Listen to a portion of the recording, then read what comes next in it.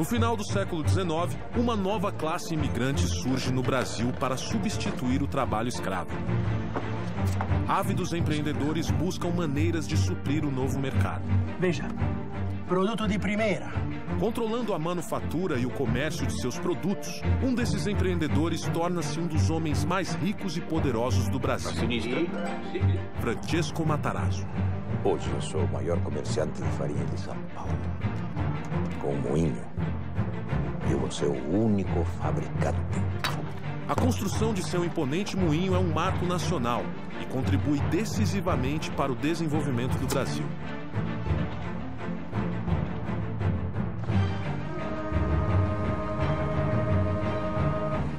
Enquanto Matarazzo dá início à indústria, um ambicioso norte-americano chega ao Rio de Janeiro com planos de mudar o país. Seu nome? Percival Farquhar.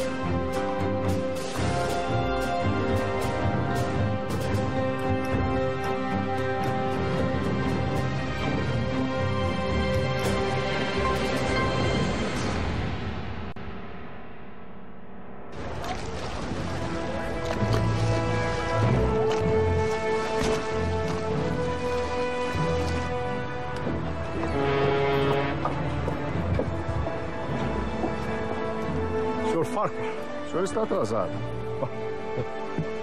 Bem-vindo ao Brasil. Como é que foi a viagem? Como todas as viagens, senhor Marquês.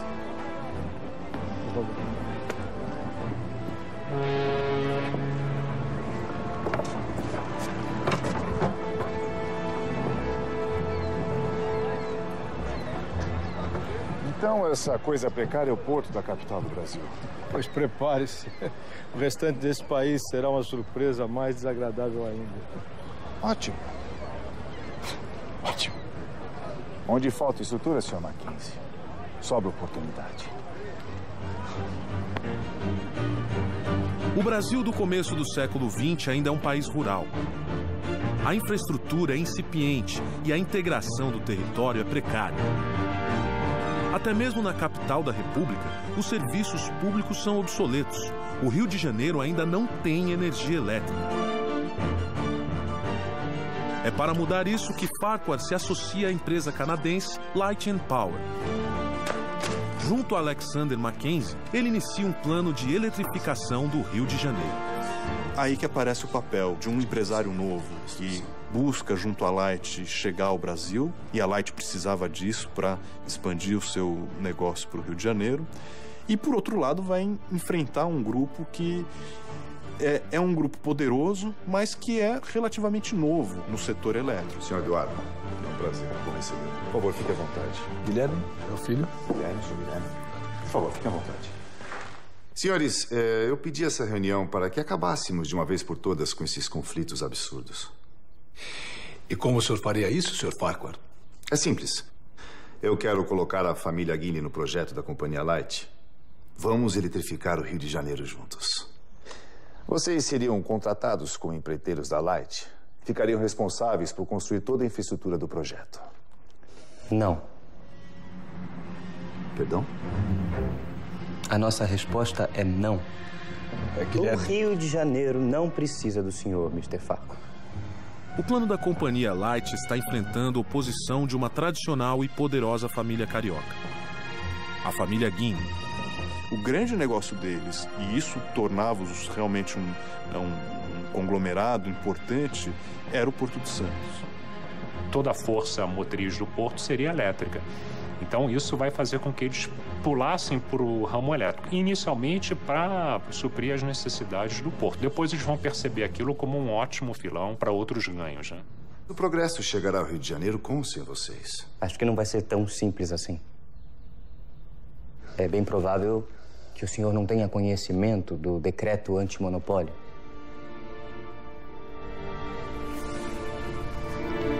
As concessões de eletricidade que o senhor pretende comprar vão contra o decreto.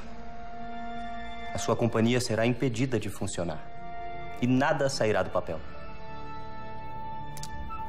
Entendo. Bom, senhores, obrigado pela visita. Do Brasil, cuidamos nós. O que a gente observa é que o mundo inteiro está sendo, vamos dizer assim, colonizado pela energia elétrica. Quando a Light se instala, aí nós temos uma relação de capital estrangeiro, capital nacional. Menino Guilherme tem razão, Percival. O decreto antimonopólio vai ser um problema. Não se preocupe, Mackenzie. Eu já sei o que fazer. Vamos comprar todas as concessões de energia da cidade. Vai ser inútil. No decreto, essas concessões não valeriam nada.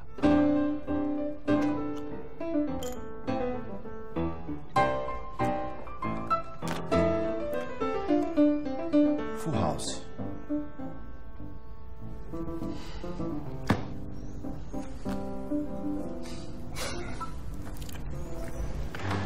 Não faz sentido algum. Farquhar está jogando dinheiro fora. Eu sei, mas o governo brasileiro precisa ficar alerta. O senhor ministro há de convir que é preciso impor limites a esses estrangeiros. Guilherme Guine suspeita que Farquhar está tramando alguma coisa. Ele articula com seus contatos políticos para garantir que os passos da Light and Power no Brasil sejam acompanhados de perto. Isso revela já o seu poder junto às autoridades. Obviamente, eles viveram a transição do Império para a Primeira República. Parecia que eles podiam sofrer as consequências disso, mas tudo se demonstrou que poderiam continuar trabalhando como trabalhavam com o Império, começaram a trabalhar com a Primeira República. Temos ser portador de más notícias, Sr. Farquhar. A companhia Light infringiu o decreto antimonopólio do governo brasileiro. Portanto, a partir de agora, a sua companhia está impedida de prestar serviços de fornecimento de energia elétrica para o Rio de Janeiro. É uma pena. Pensar que uma cidade tão importante como o Rio de Janeiro ficará sem energia elétrica me deixa entristecido. Afinal, eu detenho todas as concessões e não posso usá-las. Teremos que deixar o Rio de Janeiro no escuro por muitos e muitos anos, Sr. Miller. E é provável que todas as outras cidades no Brasil estejam eletrificadas. Enquanto o Rio, a capital da República, permanecerá nas trevas. Poderá até ser conhecida como a capital das trevas. Seria hilário, não seria, Sr. Ministro? Mas, sinceramente, eu espero que esse imenso atraso no progresso do país não recaia sobre o senhor. Afinal, lei é lei. O senhor está apenas as cumprindo e ninguém poderá culpá-lo por isso. As leis estão sempre visando o melhor para o país. Não é verdade?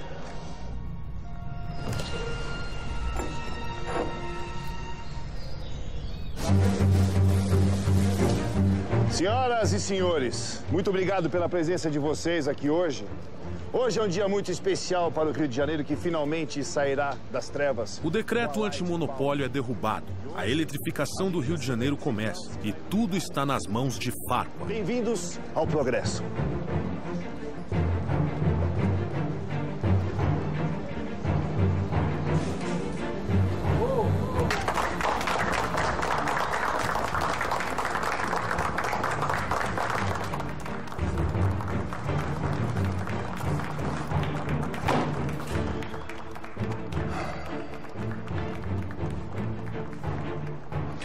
Homens como Farquhar podem tudo, inclusive destruir a nossa família.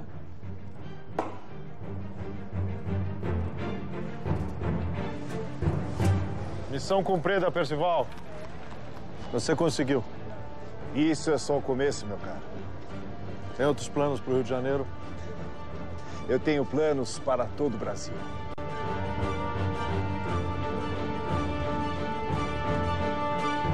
Percival Farquhar chega ao Rio de Janeiro em 1905, atraído por oportunidades de negócio que um país sem infraestrutura proporciona. Onde falta estrutura, Sr. Mackenzie?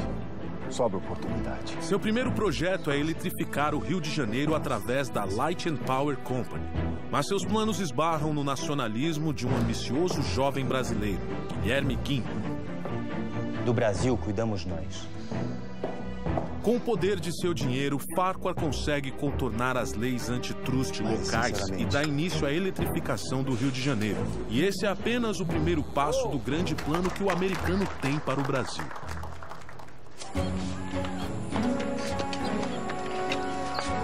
Meus planos para esse projeto terminam aqui, Mackenzie. Deixa o Rio de Janeiro comigo. A Light dá início às obras da usina de Lages, a maior da América Latina, capaz de fornecer energia para todo o Rio de Janeiro. E Farquhar volta as atenções para seu outro projeto. Frank Egan aqui e eu vamos construir uma ferrovia. Ou melhor, algumas ferrovias. O plano de Farquhar é gigantesco. Um conjunto de estradas de ferro para interligar todo o continente americano. Fazer um eixo que ligasse norte a sul as ferrovias, atendendo à construção de um mercado interno que estava em formação. Sim, nós vamos cortar todo o Brasil, começando os trabalhos simultaneamente pelos dois extremos. É um belo projeto. Mas e a Sorocabana? Sem ela, a ligação entre o norte e o sul do país será economicamente inútil. Não se preocupe, Mackenzie. Eu já tenho planos para consegui-la. E você, meu caro, faz parte deles. Farquhar pede que Mackenzie negocie a compra da Sorocabana com o governador do estado de São Paulo. O senhor está pensando em português? Sim, quer fazer a integração da América Latina toda. E a ferrovia Sorocabana, por atender uma região importante do estado de São Paulo e fazer a sua ligação com o sul do Brasil, seria estratégica nesse sentido. Enquanto isso, Farquhar vai para a Europa levantar o dinheiro necessário para a compra. Sr. Farquhar, telegrama do Sr. Mackenzie. Obrigado.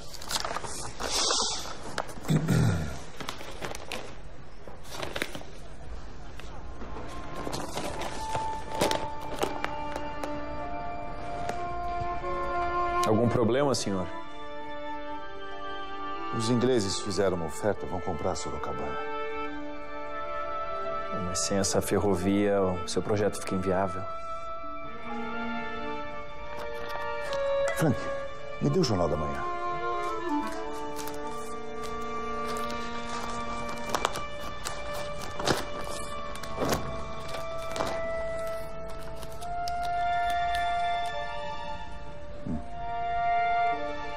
O emissário está vindo para Londres de navio para fazer a proposta. Estará chegando em 2 semanas.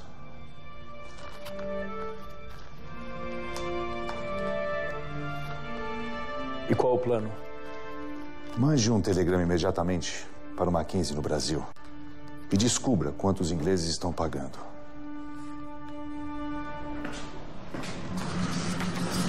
Conseguiu? Mackenzie utiliza seus contatos para descobrir o valor da negociação da Sorocabana.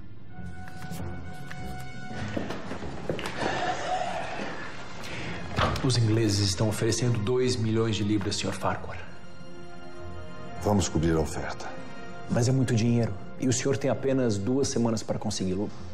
Impossível. Não é possível, não para mim, Frank. Se eu não conseguir a Sorocabana, eu não tenho nada. Tem muita gente que tem muito medo de errar e não faz nada. Eu sou da teoria seguinte, eu prefiro dar 10 tiros e errar 3. O Wall Street já está em pleno funcionamento. Nós já temos um sistema industrial, financeiro, comercial muito complexo. Farquhar consegue quase todo o dinheiro. Mas ainda falta uma parte. E só lhe resta uma opção. O Banco da Escócia.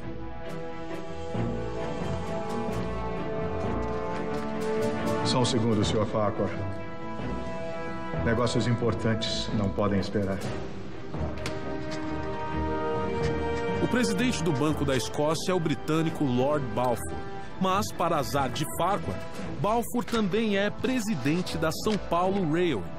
a empresa inglesa que está prestes a comprar a Sorocabana. Muito bem. Pelo que entendi, o senhor quer que eu lhe empreste dinheiro para comprar a Sorocabana antes de mim. É isso mesmo. Exatamente. O senhor está falando sério? Com certeza, Lord Balfour. Eu jamais brincaria com um homem tão respeitável como o senhor. Eu estou apresentando um plano de negócios sólido e muito lucrativo para o Banco da Escócia. E o senhor, como presidente, não pode deixar que os seus outros negócios, como a São Paulo Railway, influenciem na sua decisão. O presidente do banco deve zelar pelos interesses do banco. Caso contrário, não deve continuar como presidente. Estou certo? Tem que saber ter coragem, tem que ter ousadia, tem que saber correr risco, porque a gente que é empresário corre muito risco e poucas pessoas têm estômago para correr esse risco. Farquhar consegue o empréstimo de Balfour e compra a Sorocabana antes do inglês. Com isso, finalmente começa seu projeto de integração das Américas. Farquhar funda uma empresa única para cuidar de todas as suas ferrovias. Estamos falando da Brazil Railway Company, que dará impulso à construção da Madeira Mamoré entre 1907 e 1912, e o foco era a exportação da borracha para os mercados, tanto para o mercado norte-americano, mas principalmente para a Europa. Mas a engenharia americana não está preparada para lidar com todos os problemas tropicais. São 23 quilômetros até lá. Quanto tempo levará para concluir esse trecho? Pelo estudo que a gente fez, eu creio que... O senhor está bem?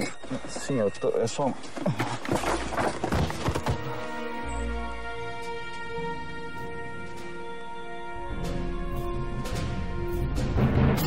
Belo projeto. Percival Farquhar dá início à grande obra de sua vida.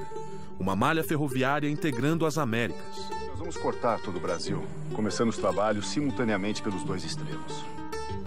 Mas a impossibilidade de conseguir a concessão da ferrovia Sorocabana quase coloca tudo a perder. Com sua habilidade de levantar capitais, Farquhar consegue comprar a Sorocabana e inicia as obras da sua grande ferrovia. Mas depois de superar os obstáculos políticos e financeiros, ele se depara com um inesperado desafio tropical.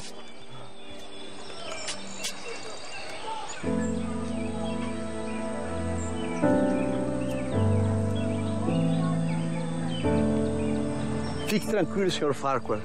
Em 30 dias a epidemia estará controlada. Sr. Lovelace, em um mês eu já terei cancelado a minha obra. Uma epidemia de febre amarela atinge as obras da ferrovia Madeira Mamoré. Nós estamos falando de uma floresta, né, tropical, úmida, de condições difíceis do ponto de vista da permanência. Centenas de trabalhadores são contaminados, provocando grandes atrasos. O que acha? Sr. Farquhar, estamos enfrentando problemas. Problemas com a malária. Malária aqui também? Não aqui, senhor. No Rio de Janeiro. Sim, Frank. Mas o que eu tenho a ver com isso?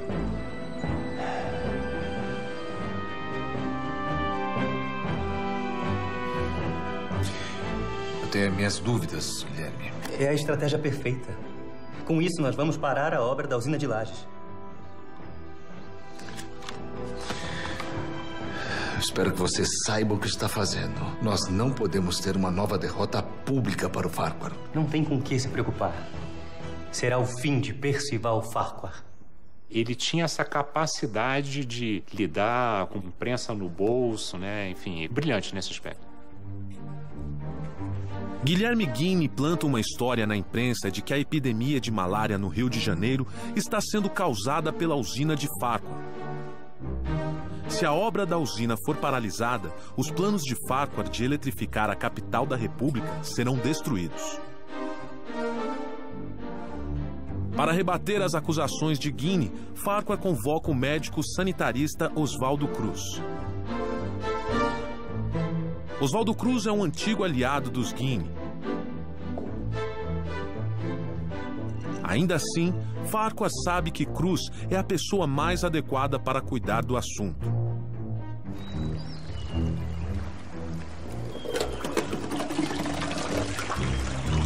As obras são paralisadas até que o veredito seja dado pelo sanitarista. Oswaldo Cruz pede alguns dias para fazer uma análise completa do local. O parecer de Oswaldo Cruz vai decidir o destino da usina e dos negócios de Farquhar no Brasil.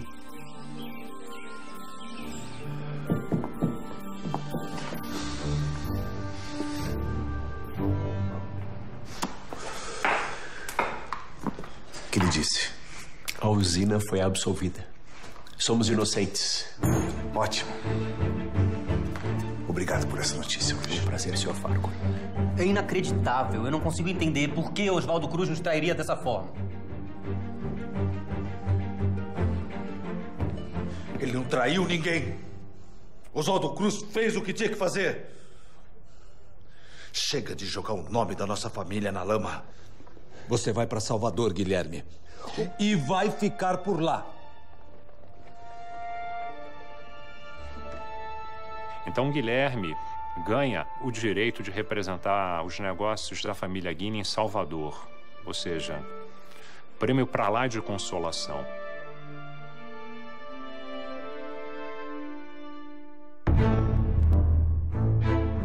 Com o veredito favorável de Oswaldo Cruz, as obras são retomadas em ritmo acelerado. Meses depois, fica pronta a usina de Lages, que vai fornecer energia para toda a cidade do Rio de Janeiro.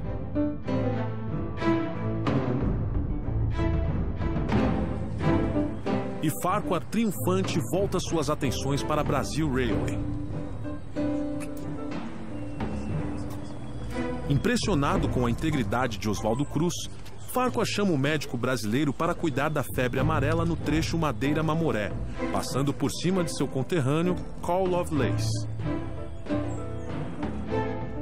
Oswaldo Cruz produz um relatório indicando medidas que amenizam o problema da febre amarela.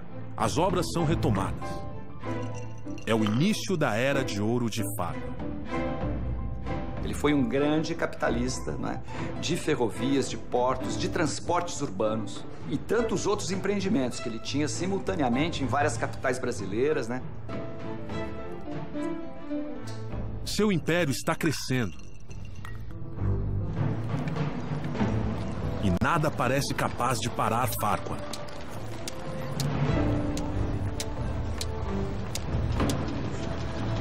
Até que um golpe do destino muda tudo.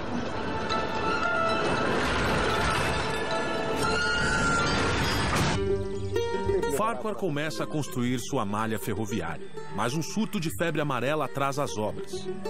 Para piorar, sua usina de Lages sofre ataques na imprensa, orquestrados por Guilherme Guinea. Será o fim de Percival Farquhar. Farquhar resolve seu problema com a ajuda inesperada de um antigo aliado da família Guinea. O empreendedor americano está prestes a criar um império financeiro no Brasil, até que um acidente em Salvador ameaça acabar com seus planos. O bonde!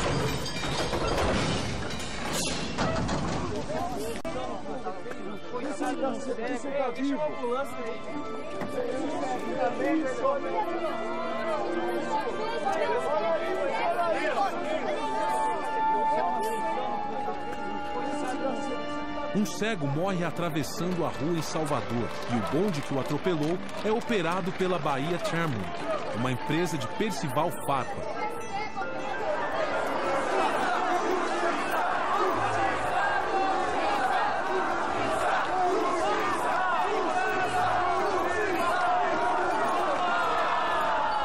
A morte acidental causa revolta em toda a cidade e a população protesta nas ruas contra a Bahia Tramway, o americano que está por trás dela. Que exagero.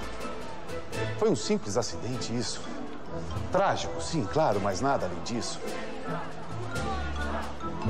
Farquhar se reúne com o ministro das Relações Exteriores, o Barão do Rio Branco, em busca de uma solução para o caso.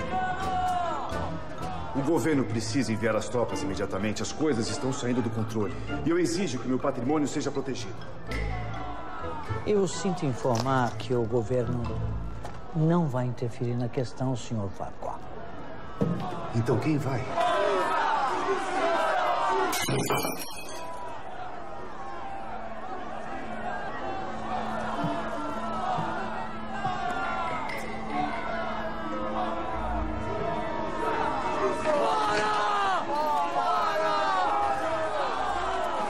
E um homem espera que a revolta ganhe proporções ainda maiores. Ele se aproveita desse momento para mostrar a insensibilidade do capitalista estrangeiro, que tratou muito mal daquele acidente, e da sensibilidade do capital nacional. Esse é um caso onde se demonstra o senso de oportunidade do Guilherme. Aproveitando a crise, Guilherme consegue tirar a concessão dos bondes de Farquhar em Salvador. A Light & Power perde seus negócios na cidade e a imagem de Farquhar fica profundamente arranhada. Justiça! Justiça! Justiça! A Light entra com processo contra o município para reaver então esses bens que teriam sido depredados nesses dias de comoção. A Light chega com uma conta no município e o município fala, olha, de multa que você tem pela prestação de maus serviços é praticamente o mesmo valor ou maior do que o valor que você está nos apresentando. E aí é o espaço para o Guilherme Guinle expandir os seus negócios. O sucesso da campanha contra Farquhar traz Guilherme de volta à confiança de seu pai. Ele retoma os negócios da família em São Paulo e no Rio de Janeiro. Mas sua cruzada contra Farquhar ainda não terminou.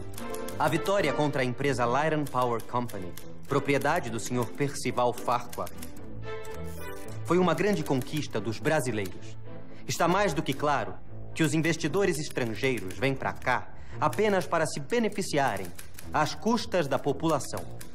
Não podemos deixar que interesses ocultos interfiram na soberania de nosso país. O Brasil para os brasileiros. Pouco insignificante. Devemos tomar uma atitude. Não. Deixe o brasileiro com suas migalhas. Temos coisas mais importantes para resolver. Prepare suas coisas. Vamos voltar para Brasil Railway.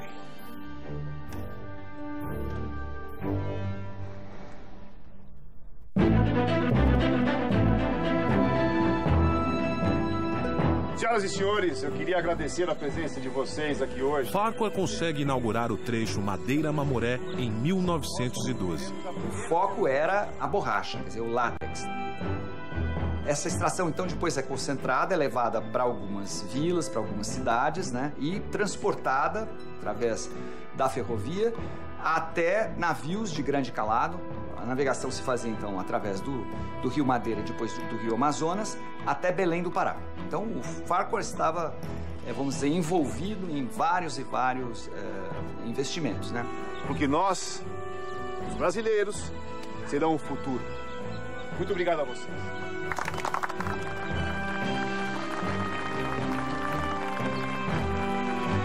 O sonho de uma malha ferroviária pan-americana finalmente está se tornando realidade. A Brasil Railway já detém 5.000 quilômetros de ferrovias na América Latina e planos para mais 4.000 quilômetros estão em andamento.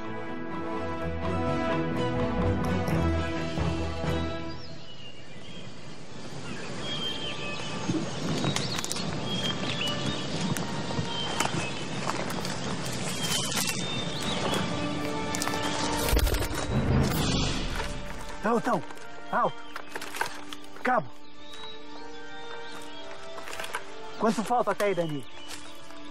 5 quilômetros, senhor. Ótimo. Aqueles rebeldes não vão nem ver o que os atingiu.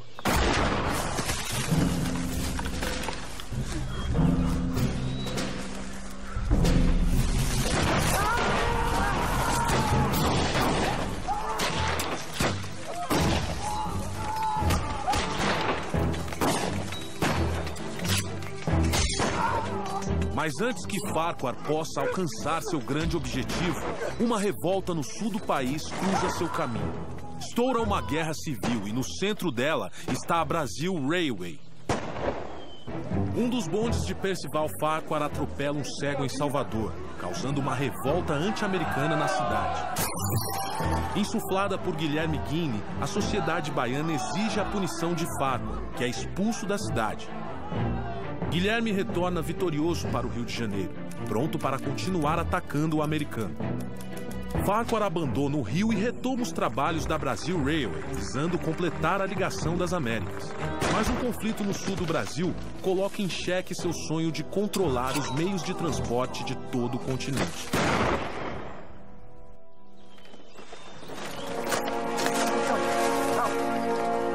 Cabo,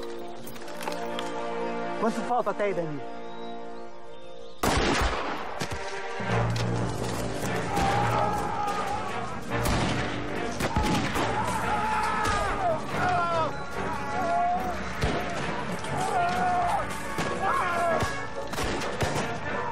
Retirada, pelotão! Retirada! Vamos!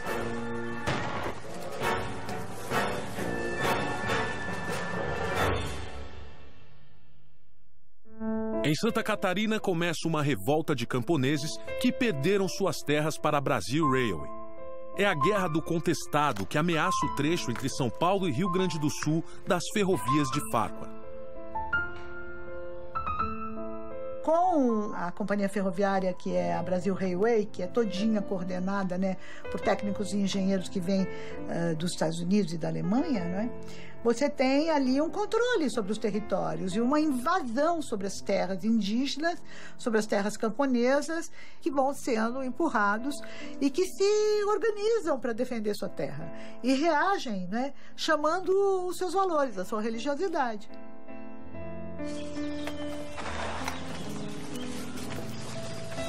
Sem ter noção do real tamanho do movimento, as tentativas iniciais do governo para conter os rebeldes são violentamente derrotadas. Fica claro que essa será uma guerra difícil e sangrenta.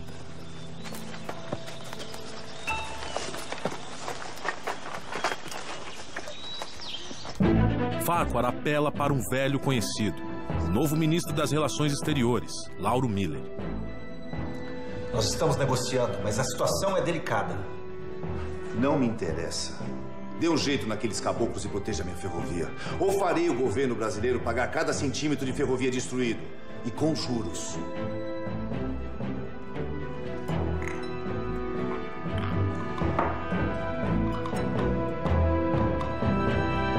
Lauro Miller ajuda Farquhar enviando tropas federais para reprimir a revolta.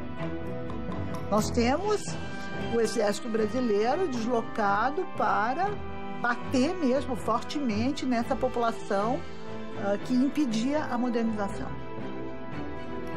Mas nem mesmo as tropas mais experientes conseguem vencer os rebeldes.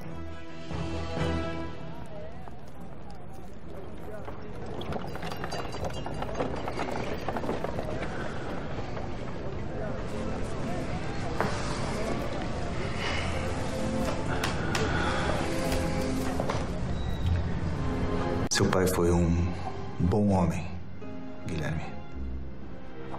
Eduardo Palacin Guinle morre em 1912, deixando a chefia da família para Guilherme. Eu só lamento que ele não esteja aqui para ver a queda de Percival Farquhar. A partir de amanhã, serão tornadas públicas as atrocidades que têm acontecido no sul do país. É inadmissível que o governo brasileiro envie tropas contra o seu próprio povo em favor de uma empresa estrangeira. O golpe será certeiro, senhor ministro. E eu espero que o senhor esteja do lado certo quando o golpe ocorrer. A campanha de Guinle apontando as injustiças da Guerra do Contestado faz efeito. A opinião pública no Brasil se volta contra Farquhar. Para piorar a situação, a Malásia entra no mercado mundial da borracha e se torna um concorrente fatal para os negócios de Farquhar no norte do Brasil.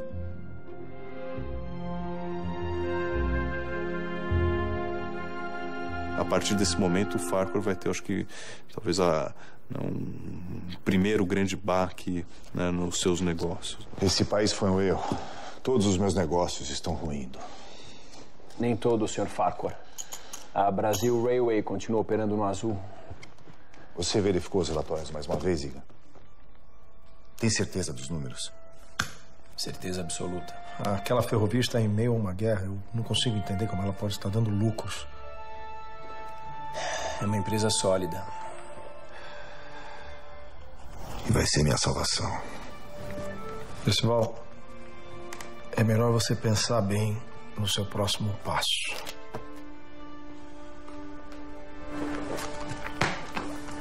E as cartas, Igan? A receita do sucesso é ter coragem de, um momento difícil, você continuar a luta, porque não vai ser só momentos bons. Em São Paulo, os empreendimentos de Francesco Matarazzo continuam crescendo. Ele funda a Indústrias Reunidas Fábricas Matarazzo, que engloba todos os seus negócios. Com a idade avançando, ele começa a pensar na aposentadoria e trata de preparar um sucessor. Eu tenho a honra de anunciar que meu filho Hermelino é agora o diretor-geral das Indústrias Reunidas Fábricas Matarazzo.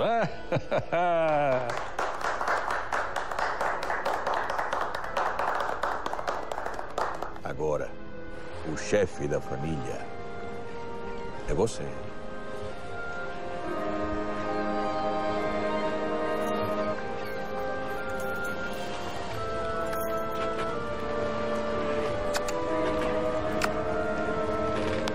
Francesco decide viajar para sua terra natal, a Itália, buscando descansar das demandas de seu império. E a partir daí ele teve que lidar com essa estrutura familiar empresarial à distância. Isso fez com que, ao mesmo tempo, ele continuava lidando com os negócios, mas ele teve que se afastar. Certamente isso afetou a estrutura patriarcal com forte presença da matriarca durante esse período. A Brasil Railway vai conquistar as Américas ainda esse ano. Viva Brasil Railway! Viva! Viva! Farquhar vende diversos investimentos para comprar ações da Brasil Railway. Senhor Igan. Obrigado.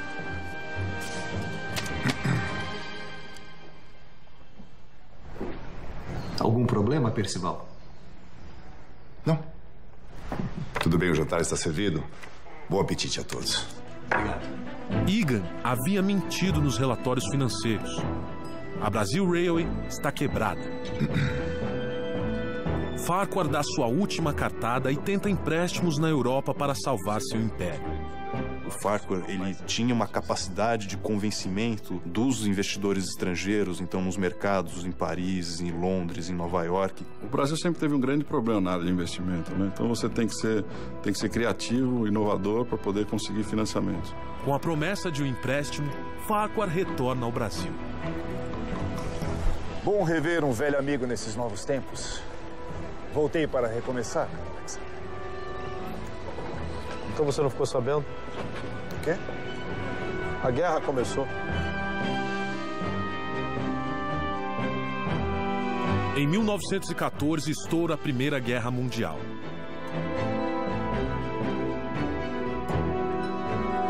O conflito abala a economia mundial e o empréstimo de Farquhar é imediatamente cancelado. O americano que veio para o Brasil construir um império agora não tem nada. O Brasil realmente não é para amadores. Não adianta tentar na sorte, só que não vai acontecer. Tem que entender profundamente daquilo que você faz para tentar minimizar os erros e que os acertos sejam maiores que os erros. Guilherme fica satisfeito de ver Farquhar fracassar no Brasil. Mas ele não tem tempo de comemorar. Devido à guerra, o Porto de Santos perde muito movimento. O principal investimento da família Guinle entra em crise.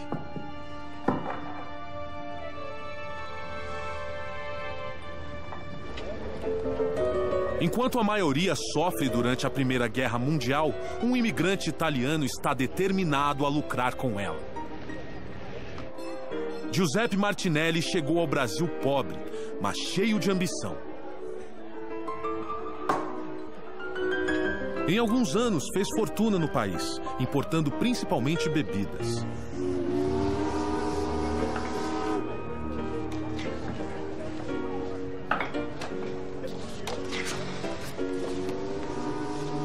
Agora, ele hipoteca todos os seus investimentos e convence Mário de Almeida a entrar como sócio em uma nova companhia de navegação, a Martinelli S.A.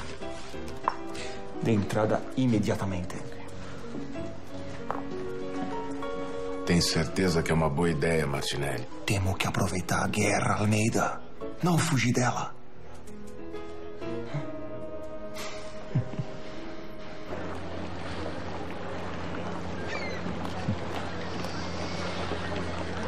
Esses navios já foram uma mina de ouro e agora ficaram inúteis.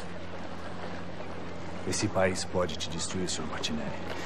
Ou te deixar rico, se você souber jogar suas cartas. O que o senhor pretende fazer com os navios? Você sabe que eles não foram feitos para o mar. Eu sei.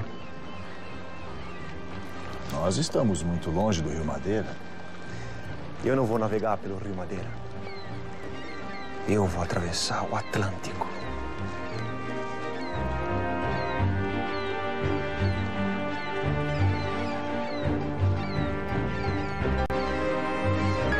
Martinelli reforma os navios fluviais, preparando-os para atravessar o Atlântico em meio à guerra. O risco é imenso, mas Martinelli é homem de altas apostas. Ele não permitirá que uma guerra mundial fique em seu caminho.